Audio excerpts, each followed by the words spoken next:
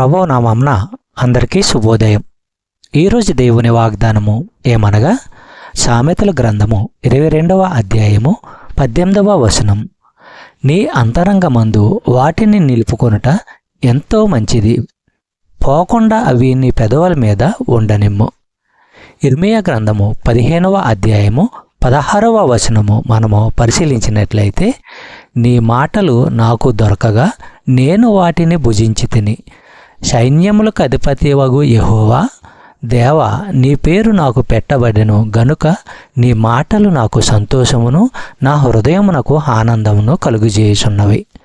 సహోదరి సహోదరులారా, దేవుని పేర మాట్లాడేవారు ఆయనకే చెందినవారు. లోకుల ఎదుట ఆయన పేరును ధరిస్తారు. దేవునితో సహవాసము చేస్తే ఎంతో సంతోషము, హృదయమునకు ఆనందము కలుగుతుంది. ప్రతి విశ్వాసి తన అంతరంగములో దేవునికి స్థానమును ఇచ్చేవారుగా ఉండాలి.